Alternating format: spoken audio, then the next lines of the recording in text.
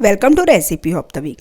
આજે હું તમારી સાથે શિયાળામાં શરીરમાં ગુણકારી અને શરદી ખાંસીમાં રાહત આપે એવી અને સૂંઠની ગોળીની પરફેક્ટ માપ સાથે રીત લઈને આખો વિડીયો જરૂરથી જોજો। ગોળ અને સૂંઠની ગોળી બનાવવા માટે મેં તમારી સાથે પરફેક્ટ માપ સાથે રીત શેર કરેલી છે। તો વાડકી સૂંઠનો પાવડર લીધો છે અને એ જ વાડકીથી માપી અને મેં ગોળ લીધો છે, દેશી ગોળ લીધો છે અને અડધી વાડકી મેં ચોખ્ખું ઘી લીધું છે। ઘીને તમે ગરમ કરીને પણ લઈ શકો છો અને આ ગોળી આપણે પાણીના ઉપયોગ વગર જ બનાવવાના છીએ, એટલે લાંબા ગાળા સુધી આ ગોળી બગડતી નથી। હવે સૌથી પહેલાં આપણે સૂંઠને ચાળી લઈશું, કેમ કે સૂંઠ પાવડર આદુમાંથી બનતો હોય છે, તો ઘણી વખત આદુના રેસા આવે છે તો એ ખાવામાં આવે તો મજા ના આવે, એટલે આ રીતે મેં સૂંઠનો પાવડર જે છે તે ચાળી લીધો છે। હવે સૌથી પહેલાં એક વાડકામાં આ રીતે મેં ઘી લઈ લીધું છે। અત્યારે મેં ઘીને ગરમ નથી કર્યું, પણ તમે ગરમ કરીને પણ લઈ શકો છો। અને આ ગોળ દેશી ગોળ છે અને એકદમ ઢીલો છે, અને તમારી પાસે આ રીતે ઢીલો ગોળ ના હોય તો તમે ગોળને કાપીને લઈ શકો છો। હવે ઘી અને ગોળ એકદમ સરસ રીતે મિક્સ કરી દેવાના છે। આ રીતે એક પણ ગાંઠો ના રહે એ રીતે આપણે મિક્સ કરવાનું છે, એટલે ગોળ અને ઘી એકદમ સરસ રીતે મિક્સ થઈ જશે।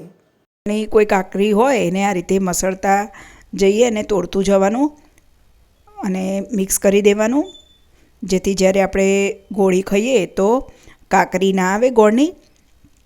હવે આ રીતે મેં મિક્સ કરી દીધું છે અને હવે એમાં સૂંઠ પાવડર ઉમેરવાનો છે।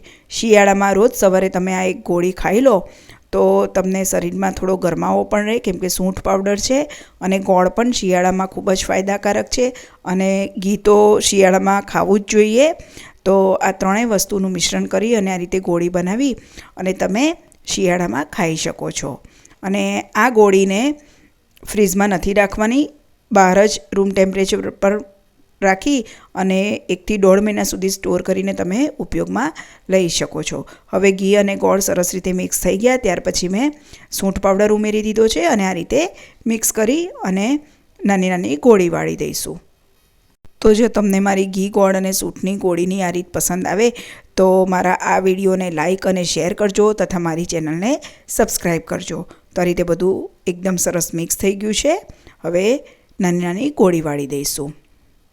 આ રીતે નાની નાની જ વાળવાની, એટલે એક વ્યક્તિ એક ગોળી ખાઈ શકે અને વધારે પણ ના ખવાય, કેમ કે સૂંઠ ગરમ પડે, એટલે આટલી ગોળી રાખવાની, જે રીતે લખોટી હોય એનાથી સહેજ મોટી એ રીતની ગોળી વાળવાની।